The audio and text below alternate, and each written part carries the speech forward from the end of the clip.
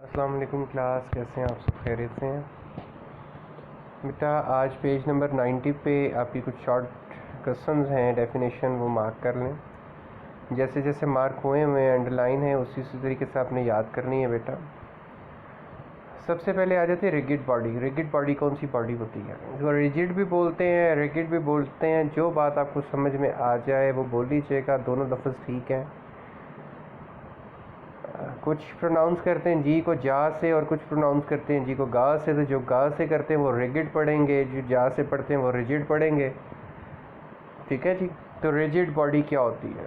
Rigid body बेटा हर वो body rigid body है जो किसी सॉलिड मटेरियल से बनती है और आप जितनी मर्ज़ी फोर्स उस पर अप्लाई कर लो, जितनी फोर्स या काफ़ी सारी फोर्सेस मिलाकर अप्लाई कर लो, उसको डिफॉर्म नहीं कर सकते। उसकी जो हालत है, शक्ल है, वो तब्दील नहीं कर सकते। वो तब्दील होने पर आएगी तो ये होगा कि वो बिल्कुल टूट फूट जाएगी या बिल्कुल बेशक्ल हो जाएगी। उसको आप फोर्स अप्लाई करके कोई भी ऐसा मटेरियल, लेट सपोज आपका डोर बना हुआ है लकड़ी का, ये सॉलिड मटेरियल से बना। अब आप इसको फोर्स अप्लाई करते हो, इतनी फोर्स अप्लाई कर सकते हो कि खोल लो और बंद कर लो, लेकिन उसकी शक्ल को तब्दील करने की कोशिश करोगे तो दरवाज़ा टूट जाएगा और दरवाज़ा नया बनाना पड़ेगा। वो ठीक नहीं होगा, फिक्स नहीं हो सकता दोबारा से। ठीक है जी। तो यही रिजिड बॉडी की डेफिनेशन है कि a body is composed of large number of small particles if the distance between all pairs of particles of the body do not change by applying the force then it is called the rigid body। ये definition ठीक है लेकिन थोड़ी सी tough है। साथ ही in other words लिखा हुआ ये डेफिनेशन आप तैयार कर लीजिएगा रिजिड बॉडी की। ये बिल्कुल एक्यूरेट और अच्छी डेफिनेशन है और ठीक डेफिनेशन है, आपको आसानी से याद हो जाएगी। क्या rigid body is the one that is not deformed by the force और फोर्सेस एक्टिंग ऑन इट। कि रिजिड बॉडी कोई भी ऐसी बॉडी होती है जिस पर कोई भी फोर्स या काफ़ी सारी फोर्सेस मिलकर अगर अप्लाई हो भी जाए तो उसको डिफॉर्म नहीं कर सकती, उसकी फॉर्म को ख़राब नहीं कर सकती। इतनी डेफिनेशन आपने तैयार करनी है। देन आते एक्सिस ऑफ रोटेशन क्या होता है। ये एक अच्छा पॉइंट है, अच्छा क्वेश्चन है। एक्सिस ऑफ रोटेशन क्या होता है जी? कंसीडर आ रिजिड बॉडी या rigid body rotating about a line. आप देखते हैं कि एक रिजिड बॉडी है जिसको डिफॉर्म नहीं किया जा सकता, वो अगर एक लाइन के ऊपर रोटेट कर रही है, the particles of the body moves in a circle when their centres are laying on this line, this line is called the axis of rotation. तो उस लाइन को आप कहेंगे कि यही एक्सिस ऑफ रोटेशन है। मसलन आप देखिए कि कोई भी टर्निंग इफेक्ट, जब टर्निंग इफेक्ट आगे आ रहा है, मैं बताता हूँ क्या होता है टर्निंग इफेक्ट।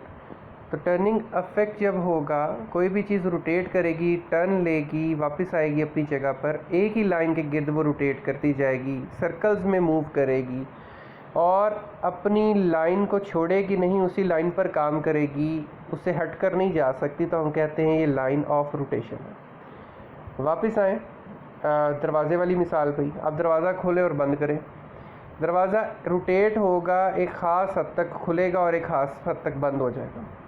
उसी लाइन के गिर्द वो घूमेगा, बंद भी होगा, खुलेगा भी। जितना रोटेट कर रहा है यही उसका लाइन एक्सिस ऑफ रोटेशन। अब ये टैप है, टैप वॉट, पानी आप टूटी से खोलते हैं, नल खोलते हैं, नलका खोलते हैं, ये अपने एक्सिस के गिर्द ही घूमता है, वहीं पे खुलता है और वहीं पे बंद हो जाता है। तो इस नल का जो एक्सिस ऑफ रोटेशन है वो ऊपर वो जगह है जहाँ पर आप हाथ लगाकर इसको ओपन करते हैं या क्लोज़ करते हैं। ठीक है जी। अगली बात आ जाती है टर्निंग इफेक्ट। ये बड़ी अहम बात है, इसी का नाम टॉर्क भी है और इसी को मोमेंट ऑफ द फोर्स भी कहते हैं। मोमेंट ऑफ द फोर्स भी कहेंगे या टॉर्क भी कहेंगे। टॉर्क एक अच्छा नाम है जो फिज़िक्स में बहुत दफ़ा लिया जाता है। टॉर्क क्या होता है? The turning effect of a force. किसी फोर्स के अप्लाई होने से जो टर्निंग इफेक्ट पैदा होगा, किसी फोर्स के अप्लाई होने से जब भी कोई टर्निंग इफेक्ट पैदा होगा, यानी कि किसी फोर्स के रोटेट करने से, टर्न करने से जो इफेक्ट पैदा होगा, हम कहेंगे कि ये टॉर्क है। Turning effect of the force is called torque. बहुत छोटी सी डेफिनेशन है, इसके ऊपर पैराग्राफ में इसकी एग्जांपल्स लिखी हुई हैं कि turning pencil in a sharpener, आपने पेंसिल शार्पनर में लगाई और उसको शार्प किया, क्या प्रोड्यूस हुआ? टॉर्क।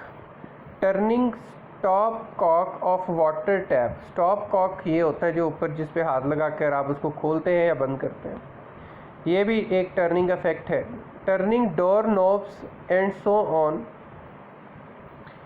सो ऑन को काट दीजिएगा।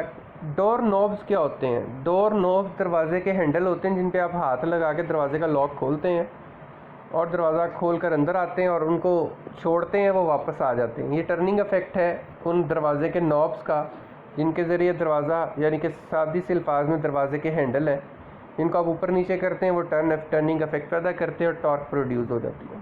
ठीक है जी, तो ये एग्जांपल्स हैं कुछ, इसके साथ आप ये कर लीजिएगा। आज इतना ही आपका टॉपिक है, फर्दर फिर इंशाल्लाह ताला आगे कल नेक्स्ट लेक्चर में इंशाल्लाह ताला आपको मज़ीद आगे करवा दूँगा।